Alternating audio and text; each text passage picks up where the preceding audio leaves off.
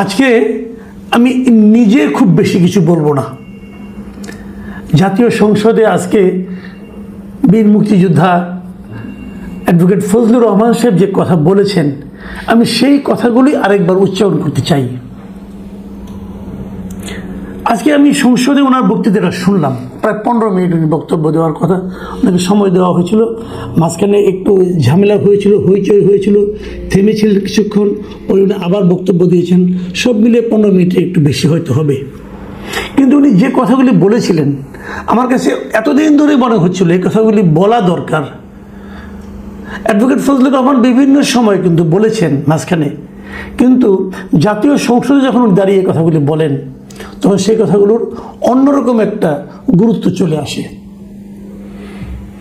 এবং অ্যাডভোকেট ফজলুর রহমান সাহেব কী বলেছেন, উনি কিন্তু মুক্তিযুদ্ধ নিয়ে কথা বলেছেন। এবং খুব একটা ইন্টারেস্টিং হলো, ওই সময় সংসদে তিনি সভাপতিত্ব করছিলেন স্পিকার হাফিজউদ্দিন আহমেদ, উনিও একজন বীর মুক্তিযোদ্ধা। একজন মুক্তিযোদ্ধাকে উদ্দেশ্য করে আরেকজন মুক্তিযোদ্ধা বক্তব্য দিয়েছেন। মাঝখানে অনেকেই ছিলেন যারা নতুন প্রজন্মের, যারা মুক্তিযুদ্ধের সময় ছোট ছিলেন। ওনারা প্রায়ই বলেন আমরা ওই সময় ছোট ছিলেন, কিন্তু ওই সময় একটা পক্ষ যে চিন্তা করতো, যে কাজ করতো, সেই চিন্তা, সেই আদর্শকে এই ছোটরা আবার ধারণও করতেন। এই ধারণ করতে করতে এখন আবার প্রায় বৃদ্ধ হয়েছেন, তারাও ছিলেন সেখানে। ফজলুর রহমান সাহেবের বক্তব্যগুলো আমি একটু আপনাদেরকে দু একটা কথা শোনাতে চাই। যেমন উনি 5ই আগস্টের যে আন্দোলন ছিল, সে আন্দোলনে যারা নিহত হয়েছিলেন তাদের প্রতি শ্রদ্ধা জানিয়েছেন। কিন্তু শ্রদ্ধা জানিয়ে উনি বলেছেন যে 5ই আগস্টকে উনি বিপ্লব বলতে রাজি নন। তেনার ভাষায় উনি কি বলেছেন, যে আগস্ট কোনো বিপ্লব নয়, আগস্ট হলো গণ অভ্যুত্থান। সেই অভ্যুত্থানকে যারা মুক্তিযুদ্ধ এবং মুক্তিযোদ্ধার সঙ্গে তুলনা করতে চায়, জুলাই যুদ্ধ এবং মুক্তিযুদ্ধ, তাদের সবাইকে আমি বলবো এই কথাটা বলাই অন্যায়। এবং তারপর উনি একটু তুলনা করতে গিয়ে বলেছেন, প্রশান্ত মহাসাগরের সঙ্গে কুয়ার তুলনা এবং হিমালয় পর্বতের সঙ্গে টিলার তুলনা করার মতো হবে এই দুটো তুলনা। অনেকে কিন্তু আমরা শুনেছি গত বেশ কয়েকদিন ধরে, গত 1.5 বছর ধরে, এটা 5ই আগস্টকে তারা বলতে দ্বিতীয় মুক্তিযুদ্ধ, দ্বিতীয় স্বাধীনতা, তারপরে আপনার বিপ্লব হয়েছে। ভাই, বিপ্লব এত সহজ না। বিপ্লব অন্য জিনিস। বিপ্লবের পিছনে একটা আদর্শ থাকে, বিপ্লবের পিছনে একটা বিপ্লবের সংগঠন থাকে। এটা এভাবে বিপ্লব হয় না। যাই হোক, আমরা বিভিন্ন সময় বলেছি ছোট মানুষ, আমাদের গলার আওয়াজটা এত দূর যাবে না। কিন্তু আজকে ফজলুর রহমান সাহেব যেভাবে, যে ভঙ্গিতে কথা বললেন, ওনার বয়স 77 বছর, কিন্তু উনি যেভাবে কথা বললেন, আমার কাছে মনে হলো যে এই সমস্ত লোকদের পক্ষেই মুক্তিযুদ্ধ করা সম্ভব। আমি মাঝে মাঝে মেজর হাফিজউদ্দিন আহমেদ, যিনি স্পিকার, ওনার কণ্ঠ সেই ধরনের কথা শুনি। মুক্তিযুদ্ধের আসলে কাউকে তোয়াক্কা করতো না, ওনাদের বিশ্বাস ওনাদের মুখ দিয়ে উচ্চারিত হতো। সেই দৃশ্য যেন আমি আজকে আবার দেখলাম। তিনি জামায়াত সম্পর্কে বলেছেন। জামায়াত ইলেকশনের আগে একটা ধারণা তৈরি করা হয়েছিল, একটা আওয়াজ তোলা হয়েছিল যে জামায়াত সংখ্যাগরিষ্ঠতা পেয়ে যাচ্ছে। কেউ বলেছিল জামায়াত থেকে 2/3 পেয়ে যাবে। তখন ওই ফজলুর রহমান সাহেব কিন্তু বারবার বলেছেন, আমার অনুষ্ঠানে অনেকবার বলেছেন, এবং সেই কথাটা উনি আবার উচ্চারণ করেছেন। তিনি বলছেন, আজকে যেটা বললেন আমি পড়ে শোনাচ্ছি আপনাদের, যে আমি হতভাগা ফজলুর রহমান বলেছিলাম জামায়াত জোট যদি মেজরিটি পায় তাহলে আমি বিষ খাবো। এই কথাটা বলেছি, কথা সত্য। আমি বলে যাচ্ছি, এবং তারা কোনোদিন যুদ্ধে জয়লাভ করতে পারে না, রাজনৈতিক যুদ্ধে, কারণ তাদের পূর্বপুরুষ বাংলাদেশ চায় নাই। এবং তিনি আরও বলেছেন, যতদিন রয়্যাল বেঙ্গল টাইগার থাকবে মুক্তিযোদ্ধা জিতবে, রাজাকার কোনোদিন এদেশে জয়লাভ করতে পারবে না, আমি চ্যালেঞ্জ দিয়ে গেলাম। উনি সেই চ্যালেঞ্জটা আবার দিলেন। কেন? এর পেছনে অন্তর্নিহিত কি শক্তিটা ওনার কাজ করেছে। আমি কিন্তু সেটাই বলি, এই বাংলাদেশ নামটা আমরা যে কারণে পেয়েছি, যার মাধ্যমে পেয়েছি, যে মুক্তিযোদ্ধাদের মাধ্যমে পেয়েছি, সেই যুদ্ধটাকে আপনি, সেই যুদ্ধের যে আদর্শ, সেই যুদ্ধের যে প্রেরণা, সেটাকে আপনি ছোট করে দেখতে পারবেন না। সেই প্রেরণা, সেই আদর্শ বারবার এই ভূখণ্ডে জয়লাভ করবে, এবং এটাই স্বাভাবিক। মুখে অনেক অনেক কিছু করবে, অনেকের শাসন নিয়ে মানুষ বিরক্ত হবে, কিন্তু ভোট দেওয়ার সময় ওই প্রসঙ্গটা বড় হয়ে দেখা দেবে। সেটা হলো যে আমাদের উৎসটা কোথায়, আমরা কোথা থেকে এলাম, এই দেশটা কোথা থেকে এলো, এই পতাকা কোথা থেকে এলো। সেই প্রশ্নগুলো মানুষ যখন নিজেকে একবার করবে, তারা তখন ওই মুক্তিযুদ্ধে যারা বিরোধিতা করেছিল, যারা এই বাংলাদেশ চায়নি, তাদের পক্ষে ভোট দিতে পারবে না। ফজলুর রহমান সাহেব কিন্তু এই কথাটি বলেছেন। ওনাকে নিয়ে যে কথাগুলি বলা হতো এই গত 18 মাস, এই 18 মাসে কিন্তু অনেকে ওনাকে নানাভাবে অপমান করার চেষ্টা করেছে। ওনার বাসার সামনে নানা ধরনের স্লোগান দেওয়া হয়েছে, ওনাকে অপমান করার জন্য অশ্লীল কথা বলা হয়েছে। সেই সময়ে উনি অনেক অপমানিত হয়েছেন এবং তার জন্য ওনার দলও ওনার বিরুদ্ধে ব্যবস্থা নিয়েছিল। তারপরে নিশ্চিত করেছিলেন। সেই কথাগুলো আজকে উনি আবার উচ্চারণ করলেন। আমি ওনার কথা থেকে আবারও পড়ছি। উনি বলেছেন, আমরা কি মুক্তিযুদ্ধ করি নাই?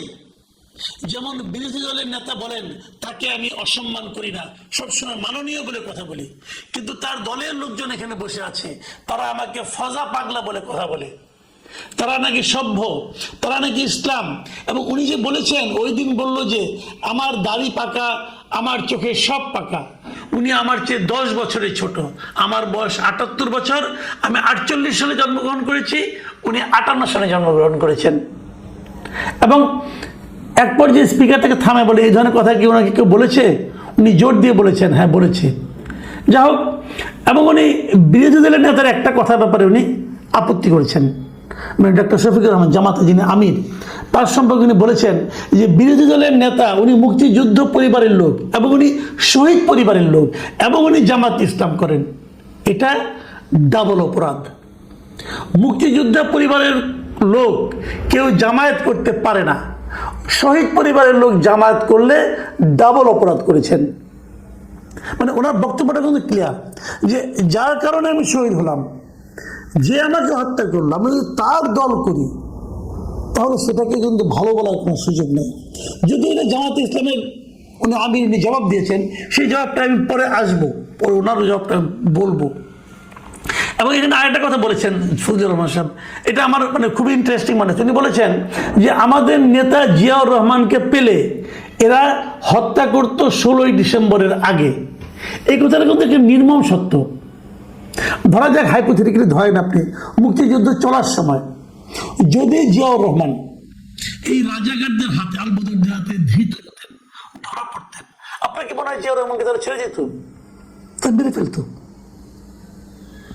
সেই কথাটা যদি ফজলুর রহমান সাহেব বলেন, এটা অন্যায়টা কোথায় হলো? উনি এই জাতীয় সংসদে শোক প্রস্তাব নেওয়া হয়েছিল, সে কারণে একটু সমালোচনা করেছেন। উনি বলেছিলেন যারা যুদ্ধ অপরাধী ছিল তাদের ব্যাপারে যে শোক প্রস্তাব নেওয়া হয়েছে সংসদে, এটা একটা খুবই দুর্ভাগ্য। উনি এই শোক প্রস্তাবে যুদ্ধ অপরাধীদের ব্যাপারে শোক প্রস্তাব নেওয়াটা ভুল হয়েছে বলে উনি সংসদের সমালোচনা করেছেন। আরেকটা কথা, যে কথাটা ইদানিং কেউ বলে না এবং বলা জরুরি, আমি কিন্তু অনেকদিন আগে থেকে বলে আসছি, সেটা হলো উনি বলেছেন, আমি ওনার কথাগুলি পড়ে শোনাই। উনি বলেছেন পুলিশের ব্যাপারে যে ইনডেমনিটি দেওয়া হয়েছে, 5 আগস্টের পরে যে থানা লুট হয়েছে, পুলিশ হত্যা হয়েছে, তারা তো তখন যুদ্ধ করে নাই, তারা তো নিরপরাধ। এত অস্ত্রগুলো কোথায়? 5 আগস্টের পরে যে ঘটনাগুলো হয়েছে সেগুলো তো কোনো আইনে ইনডেমনিটি পাওয়ার কথা না, সেটার জন্য তদন্ত হওয়া উচিত। আমি জানি না ইনডেমনিটিতে 5 আগস্টের পরের ঘটনাও অন্তর্ভুক্ত হবে কিনা, কিন্তু আমি নিজেও মনে করি এটা হওয়া উচিত নয়। আমি বলেছি যে মাঝখানে কিছুক্ষণ গন্ডগোল হয়েছিল, তাকে বক্তব্য দেওয়ার থেকে বিরত রাখার জন্য নানা রকম কথাবার্তা হয়েছিল, হইচই হয়েছিল, বিরোধী দলের সদস্যরা চিৎকার চেঁচামেচি করেছেন। তখন একটা কথা কিন্তু স্পিকার বলেছেন, সেই কথাটাও আমি মনে করি আপনাদের আমি বলবো, কিন্তু তার আগে আমি বরং শফিকুর রহমান সাহেব কি বলেছেন, জবাবটা দিয়েছেন, সেটা আমি একটু উল্লেখ করব। শফিকুর রহমান সাহেব বলেছেন তিনি আমাকে পার্সোনালি অ্যাটাক করেছেন, মানে ফজলুর রহমান সাহেব তিনি বলেছেন আমি বলে থাকি আমি শহীদ মুক্তিযোদ্ধা পরিবারের সদস্য, উনি এটাকে চ্যালেঞ্জ করেছেন। 2 নম্বর, উনি বলেছেন কোনো মুক্তিযোদ্ধা বা শহীদ মুক্তিযোদ্ধা পরিবারে কেউ জামায়াত ইসলামী করতে পারে না। তাহলে কি ওনাকে জিজ্ঞাসা করা লাগবে? এটি আমার নাগরিক অধিকার, আমি কোন দল করব, কোন আদর্শ অনুসরণ করব, এর উপর হস্তক্ষেপ করার ন্যূনতম কোনো অধিকার রাষ্ট্র কিংবা সংবিধান কাউকে দেয়নি। খুব চমৎকার কথা, কিন্তু আমার পছন্দ হয়েছে যে ওনার এটা নাগরিক অধিকার। মুক্তিযোদ্ধা পরিবারের সন্তান হয়ে মানে আপনার জামাতে ইসলাম করা যাবে কি যাবে না, সে আদর্শ গ্রহণ করা যাবে কি যাবে না, সেটা নিয়ে তো বিতর্ক থাকতে পারে, সে আলোচনায় আমি যাচ্ছি না। আমি ওনার শেষ কথাটা বলছি যে আমি কোন আদর্শ অনুসরণ করব, আমি কোন দল করব, সেটা আমার নাগরিক অধিকার। একদম চমৎকার কথা, এবং রাষ্ট্র এবং সংবিধান আমাকে অধিকার দিয়েছে। আমিও সেই কথাটাই বলি, কে কোন দল করবে তার নাগরিক অধিকার, সংবিধান আমাদেরকে সেই অধিকার দিয়েছে। সংবিধান মানুষকে বাক স্বাধীনতা দিয়েছে, সংবিধান মানুষকে দল করার স্বাধীনতা দিয়েছে। তাহলে ভাই আওয়ামী লীগকে নিষিদ্ধ করছেন কেন? আওয়ামী লীগের রাজনীতি নিষিদ্ধ করছেন কেন? ঠিক আছে, আওয়ামী লীগের বিচার করবেন, করেন বিচার, কিন্তু বিচার শেষ হওয়ার আগ পর্যন্ত আওয়ামী লীগ কোনো রাজনৈতিক কর্মকাণ্ড চালাতে পারবে না। এটা আপনি নিষিদ্ধ করছেন, সংবিধান লঙ্ঘন হচ্ছে না? তখন লঙ্ঘন হচ্ছে না ভাই? আমি জামাতকেও প্রশ্ন করছি, কারণ আপনারা এটা উদ্যোগী ছিলেন, অন্তর্বর্তীকালীন সরকারের আমলে আপনারাই প্রথম এটাকে নিষিদ্ধ করার জন্য মাঠে নেমেছিলেন, আপনাদের অনুসারী এই এনসিপি ছেলে মেয়েদের নিয়ে। কেন সংবিধান লঙ্ঘন হয় নাই? একজন লোকের অধিকার আওয়ামী লীগ করবে, সে আওয়ামী লীগের আদর্শকে অনুসরণ করতে চায়, কেন দিবেন না? আমি জানি না এই সমস্ত প্রশ্নের কোনো উত্তর আছে কিনা। আমি স্পিকারের বক্তব্যটা শেষ করতে চাই। যখন ওই হইচইগুলি হচ্ছিল, স্পিকার একটা কথা বলেছেন যে মাননীয় সদস্যবৃন্দ, সারা জাতি দেখছে, লাইভ টেলিকাস্ট হচ্ছে, আমি প্রতিদিনই বলি যে রুলস অফ প্রসিডিওর বইটা একটু পড়েন। যদি এই সংসদ বিধি মোতাবেক পরিচালিত না হয়, এটি আর জাতীয় সংসদ থাকবে না। এবং তিনি আরো বলেছেন কি, যে প্রত্যেকেরই বাক স্বাধীনতা আছে। যদি সরকারি দলের কোনো সদস্যের বক্তব্যে আপনাদের আপত্তি থাকে, আপনারা এরপরে তার বিরুদ্ধে যুক্তি খণ্ডন করুন, কিন্তু শিশুরাও লজ্জা পাবে এই ধরনের আচরণে। আমি স্পিকারের কথাকে সাধুবাদ জানাই। আসলেই সংসদ টেলিভিশনে না ধারাবাহিকভাবে সবাই দেখতে পারে, আমিও মাঝে মাঝে দেখি। আমার বাসায় কোনো শিশু নেই, কিন্তু আমি বলতে পারবো না শিশুরা কি করে, তবে আমি নিজে মাঝে মাঝে কিন্তু ওনাদের আনাড়িপনা দেখে, ওনাদের অসহিষ্ণুতা দেখে মাঝে মাঝে আমিও লজ্জা পাই। আর যদি শিশুরাও লজ্জা পায়, তাহলে তো আমাদের ভবিষ্যৎ প্রজন্মের কাছে আপনাদের অবস্থানটা কি দাঁড়াবে একবার ভেবে দেখবেন। প্রিয় দর্শক, আমি আজ বেশি কিছু বললাম না, খালি এটুকুই বললাম যে আমরা আগামীতে একটা ঐক্যবদ্ধ গণতান্ত্রিক বাংলাদেশ দেখতে চাই। সেই দেখার পথে আমরা কতটুকু অগ্রসর হচ্ছি সেটা নিয়ে আপনারা ভাববেন। আল্লাহ হাফেজ।